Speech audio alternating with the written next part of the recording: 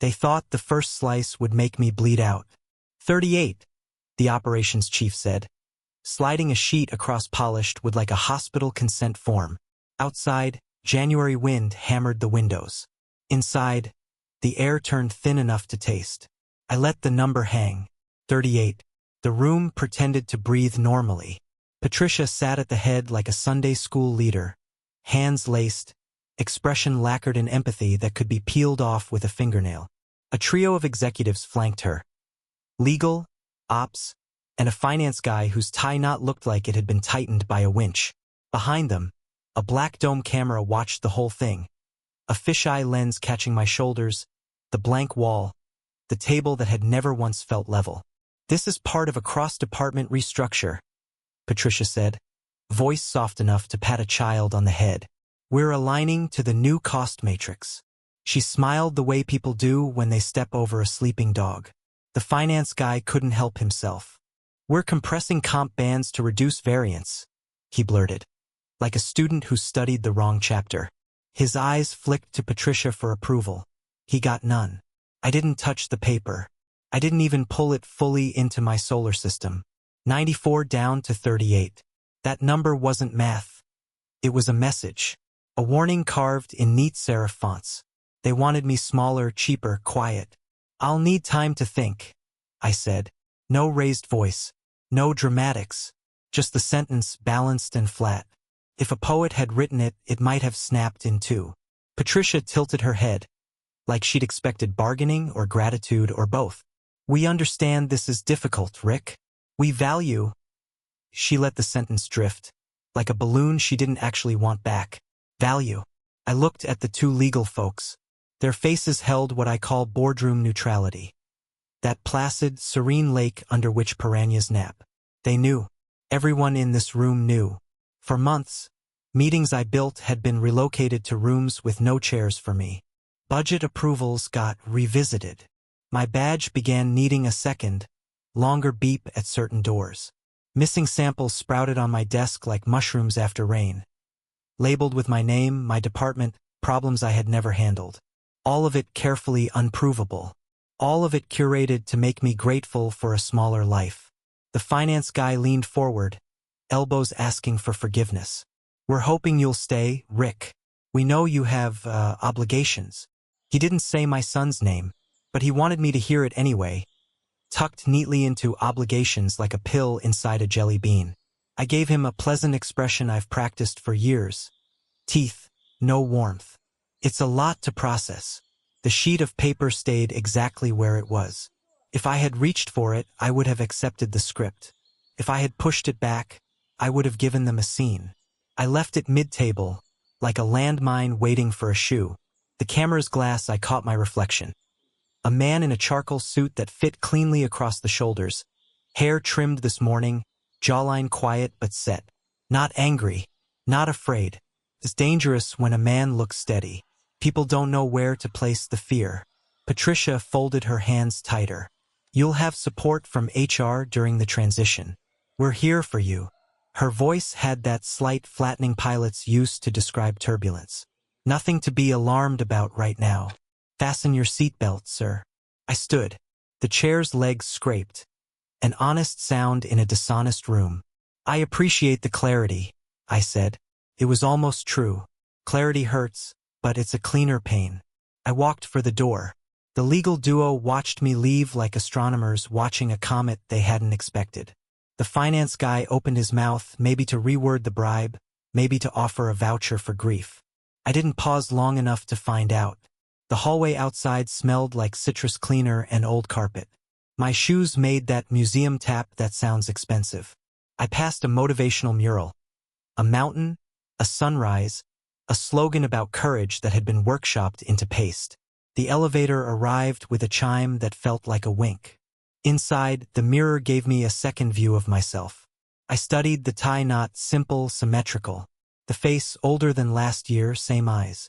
I had the brief, dizzying sense that a different life was waiting 2 floors down, the way a storm waits on the other side of a ridge. In the lobby, the receptionist looked up from her screen. Everything okay, Mr. Turner? Her smile was the company's smile. Smooth, bright, perfectly fine, until you tried to stand on it. Peachy, I said. The front doors opened to wind. January bit through cloth like the smell of a blown fuse. My sedan had a thin frosting of road salt at the hem, like a dress after a bad party. I got in, shut the door, and in the sudden silence the whole world felt like a held breath. I didn't slam the steering wheel. I didn't pray. I placed both hands at 10 and 2 and stared at the dash until my pulse returned to its usual drum. The number 38 sat in my head, cool and hard. Here's the thing no one in that room understood. When you live by triage, you learn to decide fast. Crohn's disease medications don't wait for nice months. Flare-ups don't schedule themselves around budget cycles. I had learned to move money, plans, and pieces without clatter. They mistook quiet for compliance. I felt that old switch flip, the one that's kept me standing through nights of spreadsheets and insurance hold music and thermometer alarms. It clicks in your chest when you realize no one is coming to help, and that's fine because you've built your own raft, plank by screwed-in plank. I turned the key. The engine caught.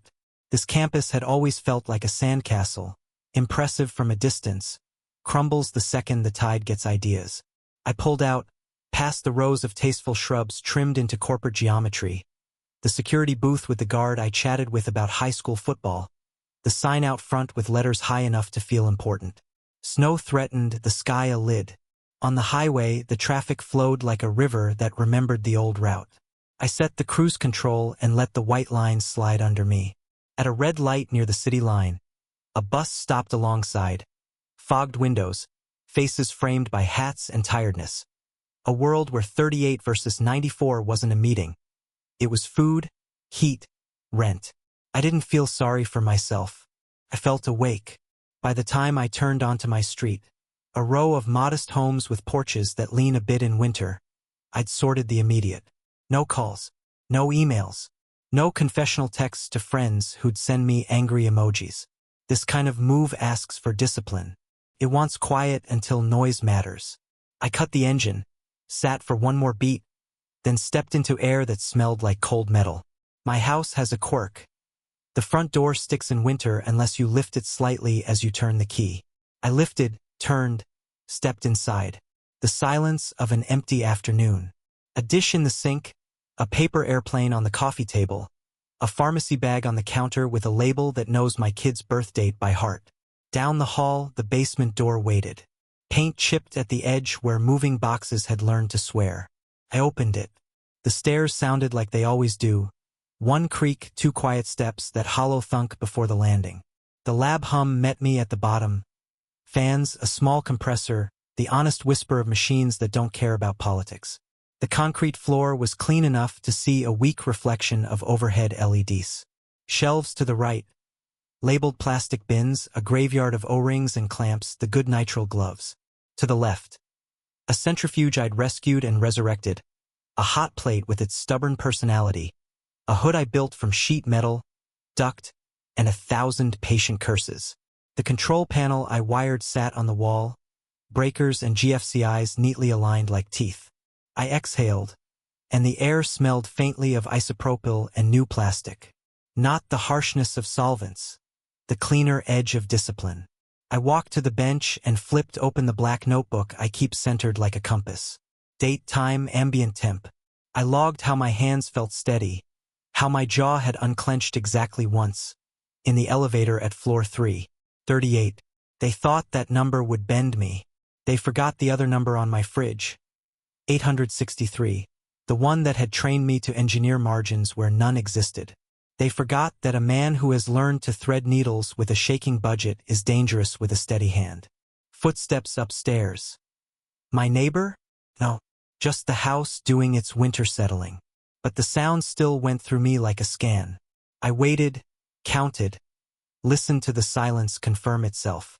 Then I closed the notebook and looked at the laptop waiting in its corner. Drive encrypted, backups mirrored to a location nobody in that building had ever heard of. Snow fell that night, soft but insistent, piling along the driveway like someone meant to trap me in. I didn't mind. It gave the house a kind of fortress feel. Walls of white, doors of oak, basement of steel and wire. After Tyler drifted off upstairs, I walked back down those wooden steps. My workshop was waiting, humming like a pet that knows its master is near. I flicked on the lights, and the truth of the place revealed itself. Bare studs, exposed ductwork, concrete painted with spills I'd long since neutralized. It wasn't pretty, but it was mine, every inch fought for. I remembered the first screw I drove into those joists. Midnight, drill in hand, YouTube open on my phone balanced against a can of paint. Every mistake became a footnote in a growing textbook of survival. A wrong splice in the electrical lines meant the breaker snapped for a week straight. A plumbing joint I tightened too little filled the floor with 2 inches of water before I fixed it at dawn. Exhausted, in wet socks. Each error carried a price, but none so steep I couldn't pay in sweat. That's the thing about building in secret. You learn how to recover fast. A blown fuse, a leak, a vent that rattled like a cough. All of them taught me not to panic. Fix it, log it, move on. The ventilation was my masterpiece. People think chemistry is all numbers and charts, but really it's about breath. You can't experiment if the air itself wants to kill you. I built a system that swapped out the atmosphere 6 times an hour, pushing fumes up through a duct hidden in the garage rafters. Once, the neighbor knocked on my door and asked about that weird smell drifting across her yard. I told her I was refinishing furniture. She nodded, satisfied. Furniture lies easier than formulas. The centrifuge on the bench looked almost proud. $200 at a surplus auction, 3 weekends of rewiring, 1 prayer to the god of spinning parts, and now it were true as any machine with an extra 0 in its price. The hot plate bore burn marks, scars from experiments that had boiled over before I tuned the ratios. Every blemish a reminder that the work here was alive, dangerous, and wholly my own. Most nights I documented everything like a man keeping receipts for his soul. Timestamped videos, spreadsheets, still photos with date stamps. Even Tyler wandered into a few frames, cereal bowl in hand, asking why liquids change color. Proof. Layers upon layers of it. Enough to convince anyone with eyes that these formulas were born in this basement, not in the sterile, fluorescent halls of the company that wanted to starve me down to 38. But proof alone isn't armor. You need intent. And as I walked the length of the bench, fingertips grazing notes and tubing, I felt the intent solidify. I opened the thick binder I'd labeled Core Logbook A. Inside, the entries stretched back 4 years. Purchase receipts, handwritten notes, even utility bills showing the basement's power surge on nights of heavy testing. I smiled at one entry where I'd scribbled airflow issue. Neighbor smelled acetone. Solution. Extend vent plus charcoal filter. I remembered the night clear as glass. Heart hammering as I prayed she wouldn't call city code enforcement. I closed the binder, then powered up the laptop. On the encrypted drive, folders glowed with names like Formula CW, Temp 60, and System Integrator Beta. Each held layers of trials, errors, and finally breakthroughs. Clicking through, I could almost smell the long nights. Coffee rings on graph paper, Tyler's cartoon voices drifting down from the TV upstairs, the sharp tang of ethanol evaporating in the air. It wasn't just about chemistry. It was about survival. Chemcore thought they'd engineered my cage. They didn't realize I'd already built my key. For a moment, I let myself imagine the conference room again. Patricia's calm voice, the finance guy's twitchy tie, the camera's dark glass eye. They thought I'd stagger home and scramble for gratitude. Instead, I'd walked straight into the only territory that mattered. This basement, where every outlet and pipe was a declaration that I could live without them. The hum of the exhaust fans felt almost like applause. I sat down at the bench and wrote in the notebook, Day 0 after cut. Strategy begins here. Above me, the house creaked, shifting under the snow's weight. I listened closely, half expecting another knock from the neighbor or maybe even the fire department if someone had called in a smell complaint. Nothing came, just the silence of a neighborhood asleep, no one knowing a war room pulsed under one roof. I leaned back, exhaled, and smiled. They thought the pay cut was a knife. They didn't realize it was the spark. Saturday mornings in our house followed a script. Tyler padded into the kitchen barefoot. Hair sticking up like static had claimed him overnight. I was already at the stove, spatula in hand, the smell of eggs and toast cutting through the medicine tang that always lingered from his pill bottles. "Morning, champ," I said. He climbed onto the high stool, rubbing his stomach like he always did before breakfast. Crohn's had made him older than his years. He knew his body was an unreliable machine. But his eyes, his mother's sharp hazel, never lost their curiosity. "Dad," he asked between yawns, "how do you know what chemicals go together? Like, how do you know they won't blow up?"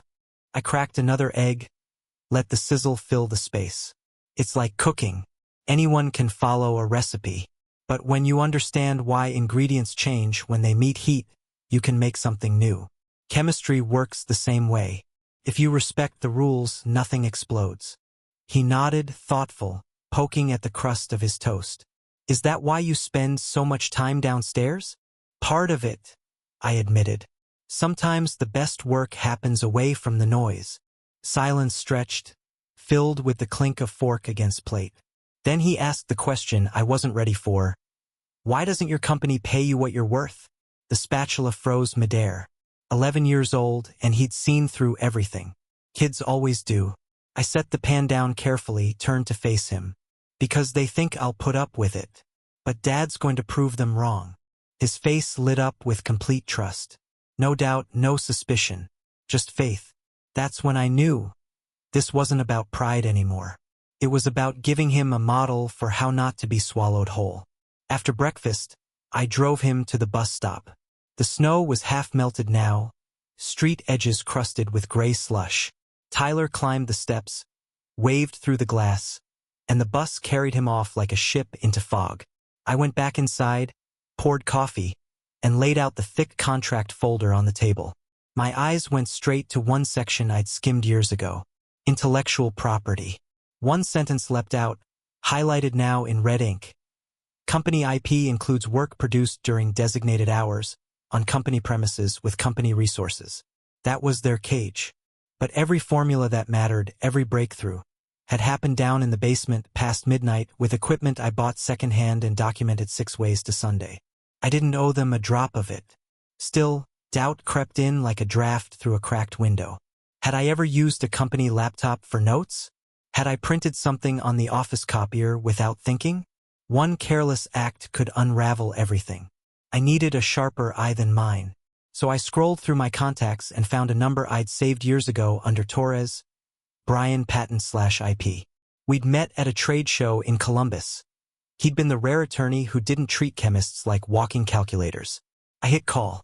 He picked up on the second ring, his voice brisk, no wasted syllables. "This is Brian. Brian, it's Rick Turner. We met at the Midwest Chem Expo 2019. You gave a talk on IP loopholes." A pause. Then recognition. "Turner, Chemcore sanitation guy. You built the cold water formulation." "That's me. I need to talk. Soon." "What's going on?" I swallowed, steady. "I think I own something they think they own. And I've got the receipts to prove it." Silence, then a low whistle. "Meet me in person. Coffee shop, 2 days. Bring everything." When the call ended, I leaned back and stared at the ceiling. Plaster cracks like rivers running toward a sea. 2 days. That was time enough to sort, collate, sharpen. I gathered receipts from a shoebox under the bed, eBay orders for refurbished centrifuge parts, Home Depot plumbing slips, even the cheap carbon filters I'd bought when the neighbor complained. Then I dug through the digital, folder after folder of timestamp video, where Tyler sometimes wandered into frame mid-serial, proof that my work happened on my time, under my roof. By the time the bus dropped him off that afternoon, the kitchen table looked like a war archive. Tyler dropped his backpack and frowned. "What's all this?" "Evidence," I said with a grin. "Proof your old man still has a few tricks." He climbed up on the chair, studied the piles. "Looks like homework." "In a way, it is. Homework that could change everything." He traced a finger along a receipt, then looked up at me. "You're not gonna let them win, are you?" "Not this time." That night, when he was asleep, I carried the organized binders down to the basement, placed them on the bench like sacred texts. The hum of the ventilation system filled the room, steady as a heartbeat. For months they'd been phasing me out, closing doors one by one. But here, in this space, every door was mine to open. And I wasn't done yet. The coffee shop was crowded enough to drown secrets, but quiet enough to read a face. I slid into the corner booth with 2 binders and a laptop, the weight of months condensed into paper and circuits. Brian arrived right on time. Gray suit, no nonsense. A lawyer who carried his calendar in his bones. He sat, ordered black coffee without glancing at the menu, then leaned forward. "Show me what you've got." No handshake, no small talk. I liked that. I opened the first binder and laid out receipts. Centrifuge parts bought off a surplus auction. Ductwork from Home Depot. Carbon filters from an online reseller. Then I clicked open a folder of time-stamped videos. My basement lab lit up on the screen. Fluorescent glare, steel shelves, Tyler in pajamas crunching cereal while I mixed samples. All of it, I said. Outside work hours. On my own dime. Not a scrap of their equipment. Brian flipped pages, eyes flicking fast but precise. Dates match. Utility bills show power spikes at midnight. You even logged airflow tests. Every step. He gave a low whistle. Most corporations don't keep records this clean. I pulled up another set of files. This one matters most. The cold water formula, pages of trials and ratios. Everyone else relies on heat, costs energy, slows production. This works at room temp. Same effect, half the cost. Brian scrolled, expression sharpening. This isn't just a tweak. This rewrites the market. You filed anything yet? Not yet. I wanted to be sure the timeline holds. He tapped the binder. It holds. We can file provisional patents today. 3 separate ones, based on what I'm seeing. The words hit me harder than I expected. For months I'd been waiting for the axe to drop, convinced they'd steal the formulas out from under me. Hearing that I actually had the stronger hand, it shifted something deep in my chest. File them, I said. All 3. He nodded, but his voice stayed cautious. We'll need to be ready for pushback. They'll claim overlap, insist you used company resources. Discovery could get messy. I've got discovery of my own, I said quietly. Emails, meeting notes, evidence they plan to freeze me out before any of this. His eyebrow lifted. You've been preparing for this a while. When you live with a sick kid and an unstable paycheck, you learn to prepare. The waitress brought his coffee. He didn't touch it, just kept turning pages like a general studying battle maps. Rick, you've done everything right, he finally said. But there's one more thing. Keep backups off-site. If they catch wind of this, don't assume your house is safe. I thought of the neighbor's complaint about the smell, the false fire alarm that once brought trucks screaming down the street. How close I'd come to exposure already. I'll move copies tomorrow, I promised. Brian closed the binder, leaned back. Then let's get to work. Driving home, I replayed every word. Provisional patents filed. My name on them, not theirs. I gripped the wheel tighter, imagining Patricia's face when she found out. She thought 38 was a leash. She'd never considered it might be a fuse. Tyler was waiting at the kitchen table, coloring. You look different, he said, squinting at me. Different how?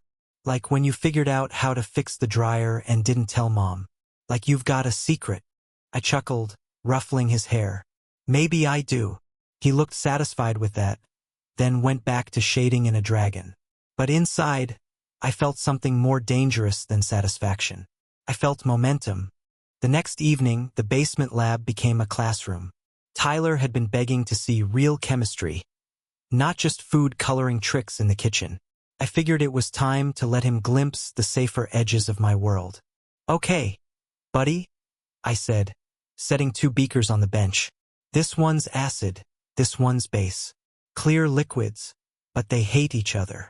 His eyes widened. What happens if they mix? I dripped a few drops of indicator into the acid. It blushed red like a secret exposed. Then, drop by drop, I let the base fall in.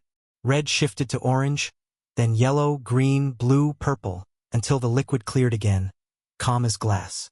Why'd it change colors? He asked. Because we found balance. Too much of either side burns. But the right amount, perfect neutral. He leaned in close, whispering like he'd seen a magic trick. It's like you tamed them. Not magic, I said. Just understanding the rules. Same thing I do with cleaning formulas. I change the ingredients until they behave the way I need. He tilted his head. Is that why the company needs you? The question caught me mid-breath. I stared at him, this skinny kid with questions heavier than his body.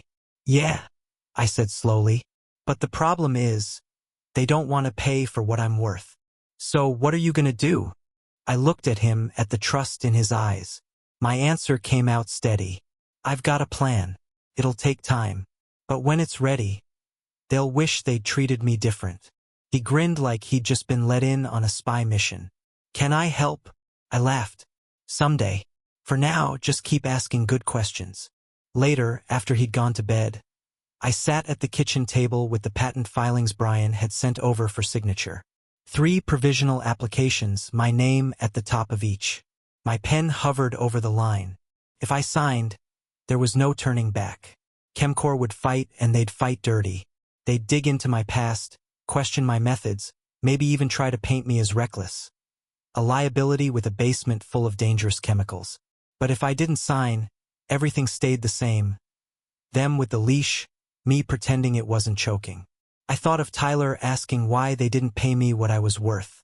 I thought of that $863 pharmacy bill taped to the fridge. And I signed. 3 signatures, sharp and final. The next morning, I got a call from Brian. All 3 filings submitted. Time-stamped, documented, airtight. Congratulations, Rick. You officially own your work. I stood in the driveway with the phone pressed to my ear, watching Tyler's bus disappear around the corner. The winter air felt cleaner than it had in weeks. Thanks, Brian, I said. My voice didn't shake. Now let's see what they do when they realize they've already lost.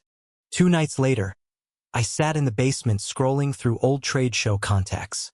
Most were dusty names I hadn't thought about in years. But one stood out, Carl Brennan, CEO of Texol Industries. Big competitor, bigger appetite. I typed out a short, careful LinkedIn message. Carl, Rick Turner here. Wondering if you've got 15 minutes to reconnect. No agenda, just wanted to catch up. Didn't even mention Chemcore. 2 hours later, my phone buzzed. Incoming call. Unknown number, Ohio area code. Rick Turner, I answered. Rick, it's Carl Brennan. Chicago Expo 3 years back. You're the guy who turned Chemcore's sanitation division from dead weight to gold.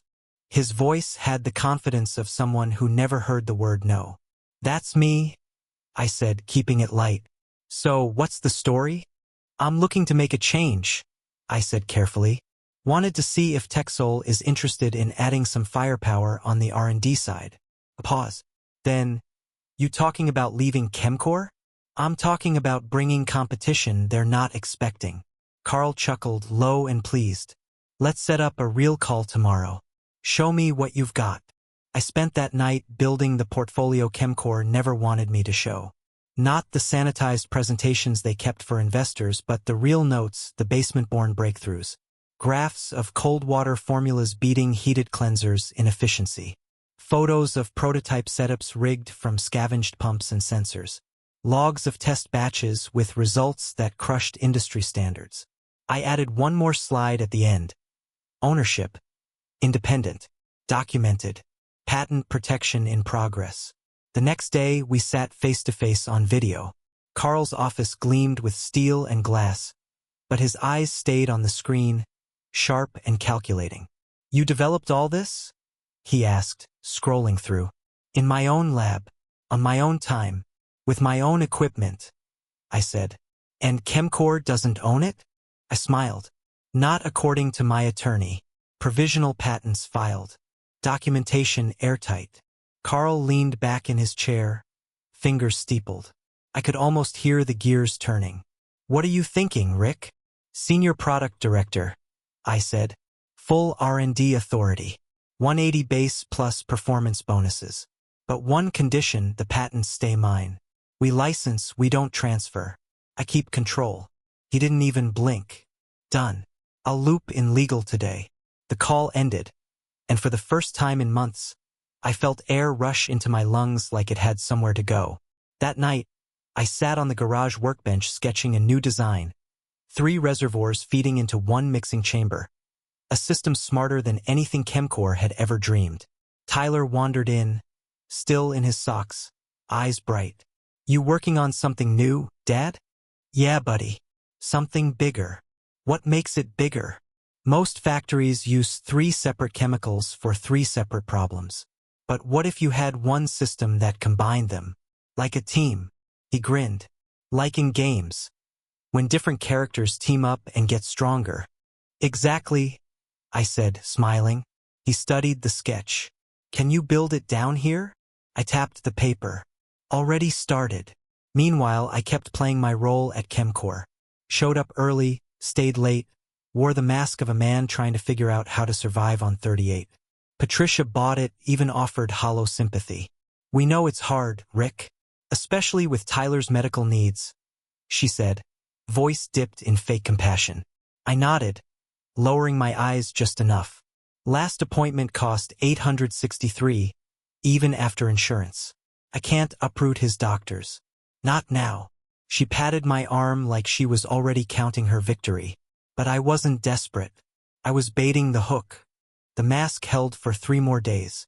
I showed up at Chemcore, folders tucked under my arm, face arranged like I was wrestling with impossible math.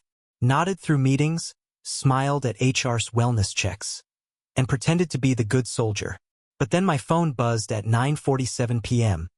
when I was tightening a clamp on the prototype system in my garage. Caller ID, Alex Murphy, one of the junior chemists from my old team. He never called after hours. Rick, he whispered, voice strained. I'm in my car. Had to step away. That told me everything. Fear thick enough he couldn't even speak in the office. What's going on? I asked. They're trying to reverse engineer your formulas, he said. Patricia's got some outside consultant running tests. Wilson, guy used to work for Dow. But, Rick, the samples are garbage. Nothing works. Ratios are off, reactions collapse. Half the prototypes corrode the containers. I leaned back against the bench, the clamp digging into my palm. They won't pull it off. Too much trial and error. They don't understand the chemistry underneath. Alex hesitated. Maybe, but Patricia's telling everyone you're bluffing. That you don't have the money or stomach for a legal fight even if you did file patents. A slow burn lit my chest. She's about to find out how wrong she is. Alex exhaled, like he'd been holding his breath all day. I don't know how long I can stay here. The place feels toxic. Keep your head down, I said. Document what you can for yourself, nothing more. Protect your own future. Got it. Thanks, Rick. The call ended, leaving the hum of the garage and the steady thump of my heartbeat. I didn't waste a second. I dialed Brian. He picked up on the 3rd ring, his voice rough with fatigue. Rick, they're already trying to steal the work, I said. Hiring outside consultants, running trial batches. He sighed, calm as ever. Let them waste their money. Your documentation is bulletproof. Still, if you want speed, we'll accelerate. TechSoul's legal team can lock down the license agreements this week. Do it, I said. Then you need to be ready to play hardball. Once they realize you've moved, they'll come at you from every angle. Claims, threats, maybe even personal attacks. I'm ready, I said, meaning every word. The next morning, a sealed envelope slid into my inbox from TechSoul's legal department. A full offer package. Employment contract, benefits, licensing agreements, everything. Brian and I went line by line over the phone. Make the royalty payments monthly, not annual, he advised. Keeps them honest. Harder to wiggle out of small, regular obligations. I grinned. Smart. I like it. By lunch, the revisions were back in their hands. By evening, Carl sent me a 2-word message, we're aligned. Back at Chemcore, Patricia looked more confident than ever. She even pulled me aside after a transition planning meeting. We know this is stressful, she said, lowering her voice into something resembling maternal. If you need time, take it. We'll support you. I nodded, eyes down, feeding the roll. Tyler's been asking why I look worried all the time. Hard to hide it from him. She squeezed my arm like she'd won. That night, I sat with Tyler in the garage, sketching out the new multi-reservoir system. He climbed onto the workbench, careful not to smear my diagrams. "What makes this one so special?" he asked. "Think about it," I said. "Factories usually buy one chemical for degreasing, another for disinfecting, another for scale buildup. Different products, different suppliers, different training. But what if they all work together? One team, one system." His face lit up. "Like the characters in a game. Different powers, stronger when they combine." "Exactly." He leaned closer, whispering like he didn't want the walls to overhear. "You're gonna beat them, aren't you, Dad?" I smiled, the sketch between us glowing under the garage light. "That's the plan." The following week felt like a stage play. By day, I wore the mask. Suit jacket sharp, voice subdued, posture that screamed, man cornered but trying to endure. By night, I sharpened weapons. Contracts, patents, prototypes. HR called me in on Wednesday. The director, a man whose smile had all the sincerity of a wax museum figure, folded his hands. "Rick, we just want to check in. These transitions can be stressful, especially with your son's medical needs." There it was again. The leverage. Tyler's illness turned into a chess piece. I forced a weary sigh, eyes fixed on the desk. "He asked me why Daddy looks worried. Kid's too smart. He picks up on everything." The director nodded gravely, jotting fake notes like a doctor writing prescriptions for ghosts. "We'll make sure you have resources." I thanked him, voice just shaky enough to sell it. Let them think I was cracked glass, barely holding together. Meanwhile, Brian had already sent me final revisions on the licensing agreements, and Texol's legal team had cleared escrow for monthly royalties. The mask was working. Patricia looked smug in meetings, convinced she'd clipped my wings. I gave her little breadcrumbs of doubt. "I don't want to uproot Tyler's doctors. I'm scared about the mortgage." Every line was bait, and she swallowed all of it. That Friday night, Tyler padded into the garage while I was hunched over the prototype. He had that sixth sense kids have, showing up when your head's too full. "Working on something new again?" he asked. I nodded, pulling the sketch closer. 3 reservoirs, precision pumps, a mixing chamber the size of a shoebox. "What makes this bigger than the others?" I grinned. "Right now, plants use different chemicals for different problems, like carrying a toolbox with 100 wrenches. But what if one system could handle everything? Smarter, faster, safer." His eyes lit up. "Like when a team in a game combines powers and gets stronger." "Exactly." He leaned in. "Can you really build it here?" I gestured to the bench. "Already have. Want to see?" He climbed onto the stool as I started the pumps. 3 clear liquids flowed into the chamber, mixing until they looked like plain water. "It looks like nothing," he said. "That's the point. Most cleaners are full of dyes and perfumes. Wasteful. This one's clean, efficient, and balanced." He dipped a cautious finger, glanced at me for permission. "It's safe," I reassured him. "pH neutral. Probably safer than the juice boxes in the fridge." He grinned. "You're gonna beat them with this, aren't you?" I ruffled his hair. "This is just the beginning." The next morning, my phone buzzed again. This time from Alex. His voice shook. "Rick, you need to know, they're telling everyone you're bluffing. That you don't have the money or guts to fight.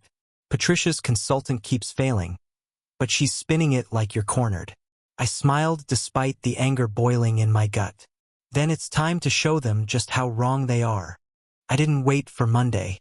Saturday night, while most of my neighbors shoveled snow or watched TV, I sat in the basement with a manila envelope fat enough to bend.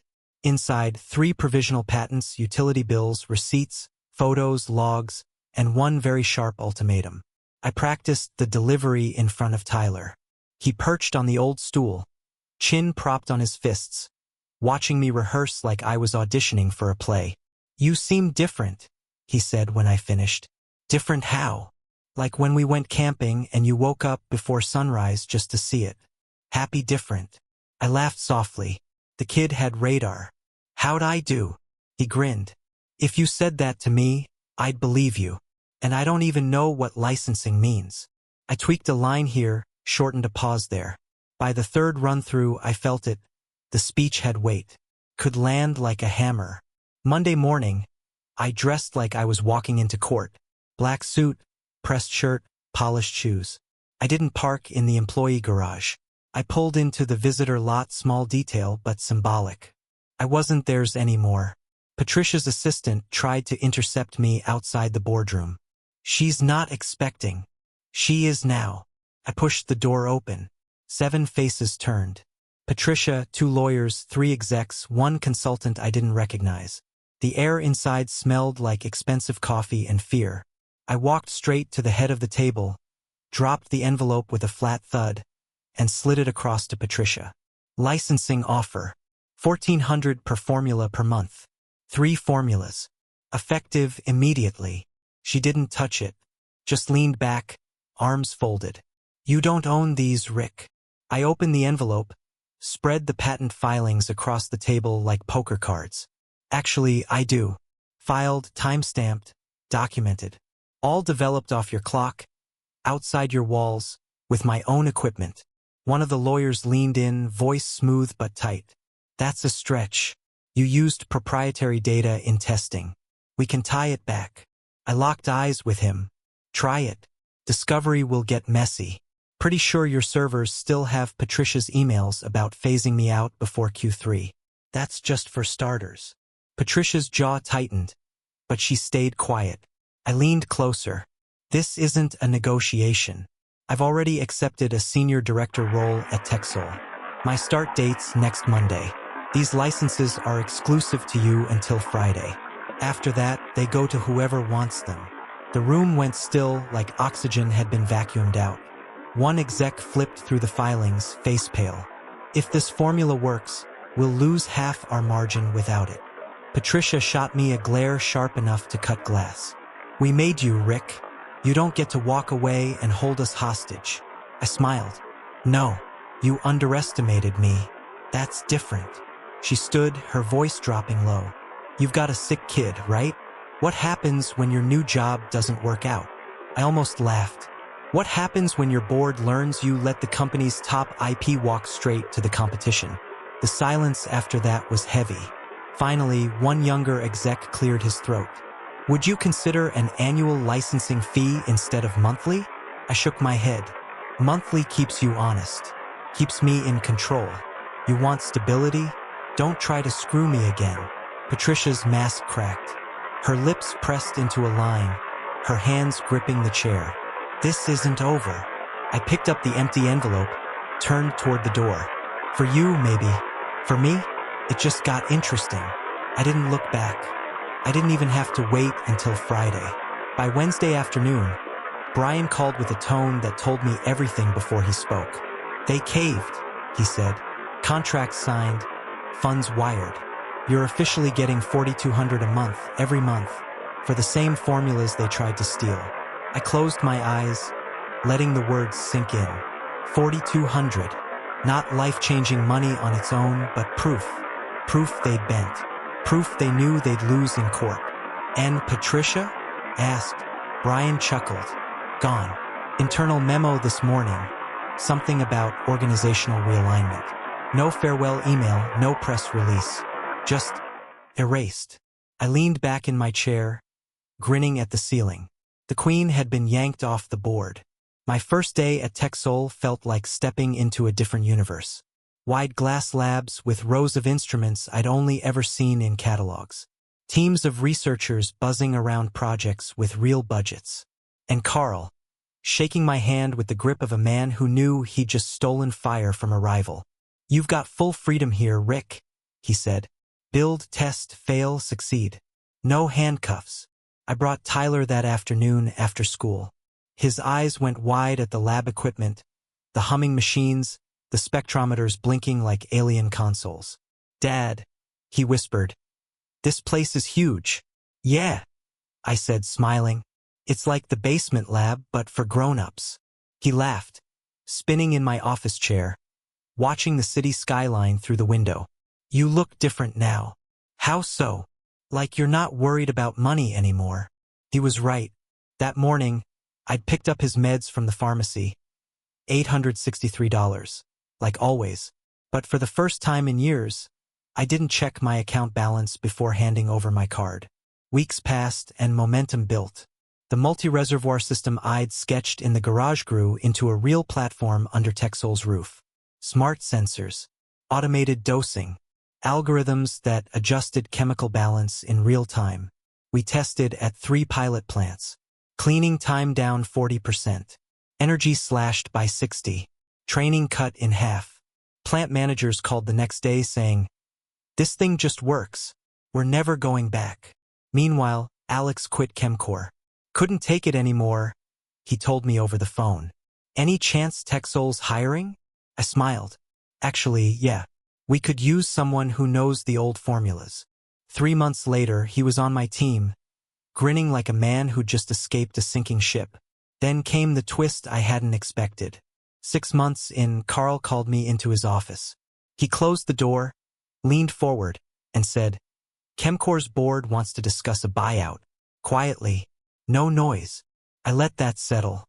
The same company that had cut me down to 38 now wanted to crawl across the table with an offer. I thought of Tyler's last doctor visit. Paid in full, no hassle, his health finally stable. I thought of the scholarship he'd just won for a summer science program in Chicago. I smiled. Let's hear them out.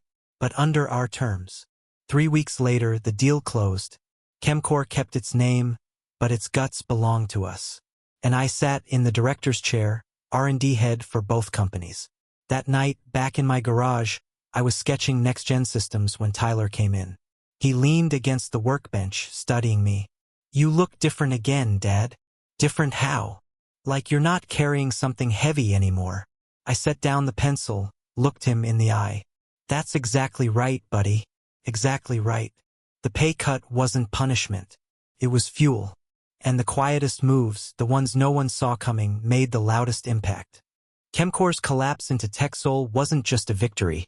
It was vindication. The people who once sat across that mahogany table, faces frozen in fake sympathy, now answered to me. But I didn't spend time gloating. Revenge is sweeter when it's quiet, efficient, and undeniable. The first board meeting after the buyout, I stood at the front of a room packed with new colleagues, old enemies, and cautious observers. The air carried that sterile mix of coffee and dry erase marker, but under it, tension clung like static. I opened with numbers.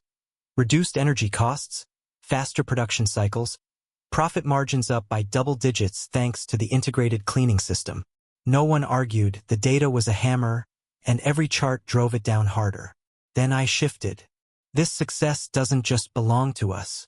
It belongs to the principle that innovation is born where bureaucracy doesn't strangle it. My eyes flicked to the seats where Patricia's allies once sat. Some shifted uncomfortably. Others stared at their notes, praying to vanish. I didn't mention names. I didn't need to. The silence did the work. Back home that night, Tyler was sprawled on the living room floor, sketching out what looked like a spaceship made of tubes and tanks. "What's this?" I asked, dropping onto the couch. He grinned. "My own cleaning system, but for Mars."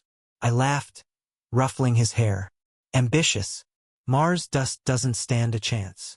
He looked up at me, serious now. "You're not worried anymore. I like you better this way." The words hit deeper than I expected. He'd carried the weight too, seen the stress in my shoulders, heard the late-night sighs through the floorboards. Kids know. They always know. Pulled him into a hug. "That's because we fought back. And we won." A week later, the first royalty payment hit my account. $4,200, neat and punctual. I stared at the bank app, a small smile tugging at my face. Every month, for as long as the formulas held their value, Chemcore would pay me not just for what I created, but for underestimating me. It was poetic. They thought 38 would chain me. Instead, it bought me the leverage to own their future. The basement lab remained intact, untouched by the chaos above ground. Sometimes after dinner, Tyler and I would head down, not to wage war anymore, but to play.